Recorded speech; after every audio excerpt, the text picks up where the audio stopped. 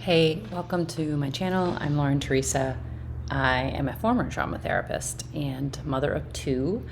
I am semi-retired early and I talk a lot about minimalism and frugality, and I know a lot about it. And as a former shopaholic and overconsumer, I have done all the things you are theoretically not supposed to do and still feel happy, joyous, and free most days. I have two kiddos that we are focusing right now on less screen time. So we're doing no iPads at all until the end of the school year. And even when they get them back, we've played Minecraft and similar games, and we are sadly going to be pulling back on that as well. And it's going to be a bit tough. As someone whose kids go to public school, kids are constantly being marketed to by their friends as well as just the things they see. And so I feel ya if you're up against it. But today I'm going to talk a little bit about slowing down, focusing on what feels good, and also taking time for self-care through minimalism and healing, and what is revealed when your stuff goes away. So stay tuned for more. Thank you so much. Hey, I'm Lauren. Nice to meet you. Today I wanted to talk about decluttering and minimalism. For me, what happens time and time again is that I go through these pendulum swings of consumption and then back to minimalism. And the roller coaster has slowed down over the years. It was when I first started this journey back in 2008. But I was talking with some friends yesterday on a walk, and there was so much negativity in the conversation. It's not their issue. If they are in a place where they are having a negative experience, that's fine. I have them all the time, and I would hope my friends would give me grace around those times in my life. It's kind of like if you spot it, you got it kind of mentality. This has been coming up for me lately. And minimalism for me has been so revealing for self-growth and healing. I don't want to sit with myself sometimes. I just recently got rid of 11 trash bags full of stuff. And we did a spring cleaning because we were considering moving in the summertime. I think we're probably going to stay put. Ran the numbers on that. Our place is reasonable for Oahu. We don't want to move, and we love our place. We have this big, beautiful yard in front of us and a pool, saltwater pool of all things, to go to, and it's almost summertime. I realized that my stuff has been keeping me stuck. It is my excuse to not have a proper relationship with my kids or the people around me. I grew up in an environment with a lot of disconnection in my family of origin. I got sober at 24, and since then have been doing a deep dive into who I am and what makes me happy and what is my purpose. And I'm sorry if this is going to be a bit of a tangential ramble today, but it's coming to me that the things that I have in my home or the things that I think I need to care for are just a distraction from the relationship I have with myself, namely nervous system regulation, and then with my kids, and how I'm afraid of showing up. I'm afraid of presence. It wasn't modeled to me, so I feel like I'm flying blind. And for someone who grew up over consuming teen magazine and caring what other people in the world thought of me and needing that attention and external validation to be okay, chasing trends, wanting desperately to be popular and liked, a codependent at heart, I am afraid. I'm afraid of what it looks like to take the iPad or the TV away, not just from my kids, but the impact that it'll have on me and my ability to show up for them. And that's the ugly truth for me. I am not proud of saying this, and it makes me feel emotional talking about it, which is why I think I have to. It's so important to me and how much I love them, but also that feeling of fear, even in my relationship with my kids, around being close or losing them and them pulling away. Their whole job is to someday be independent, but I don't have a model of what it's like to be close to a parent in older age, so I'm doing my best. We just had a sit-down talk Friday about homework and iPads, and I had to talk with them through their tears about why we're not going to be doing that anymore until the end of the school year, and if their grades improve or their self-care improves. And I said, this is something we're all doing together. I got off short form content about a month and a half ago, and it's been very challenging to have focus and to show up. And so much has come up since stopping that.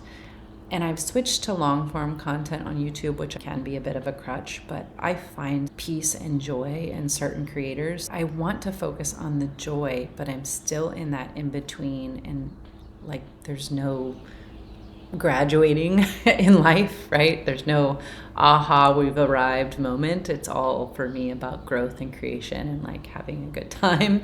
I want to focus more on that, and I'm finding that my stuff is keeping me from what's really important. I have had lots of money and I've had very little money, and I don't think on either end I was happier or less happy. I think it's really my perspective. I live on less now because I found that living on more wasn't fulfilling and actually was detrimental in many ways. One of my favorite content creators or bloggers is Mr. Money Mustache. If you haven't read his stuff, it's so funny. He has this TED style talk on YouTube that when I need an uplifting talk, I go watch because he's hilarious. He and his family have been retired early for a couple decades now and could make hundreds of thousands of dollars a year. They spend about $25,000 a year on it's a family of 3, and they live in an affluent area. They're satisfied. There's no amount of more spending they've experimented with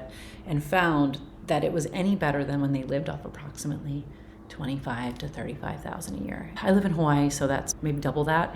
I really would love to increase my savings rate as much as possible, mostly because the money that I do spend, I really want it to be on joyful experience. A snorkeling trip with my kids, a camping trip with my whole family, going to see my family. Those are the kinds of things that are important to me now.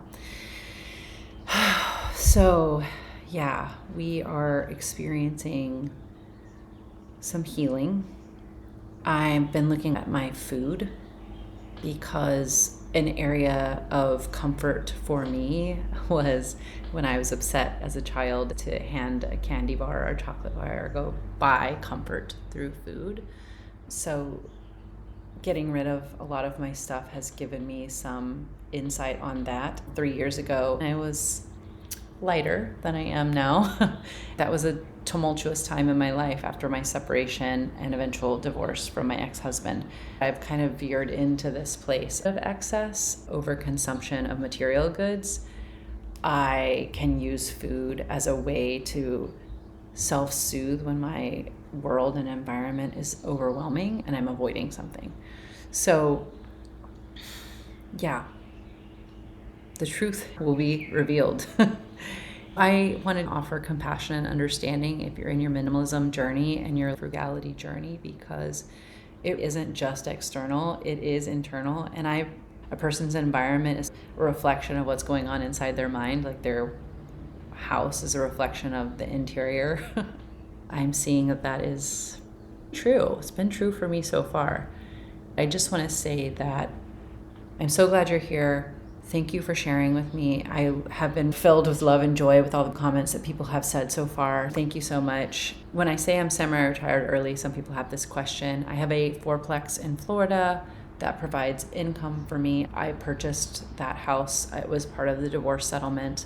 I also sold my business to my ex-husband. So for the next 3 years, I'm putting a lot of that away, and I will eventually, in the next 3 to 5 years, start living off of that income. So I may purchase a house at some point, which may involve me needing to make money on YouTube or get a job somewhere else. So I'm hopeful that this is the place it will be.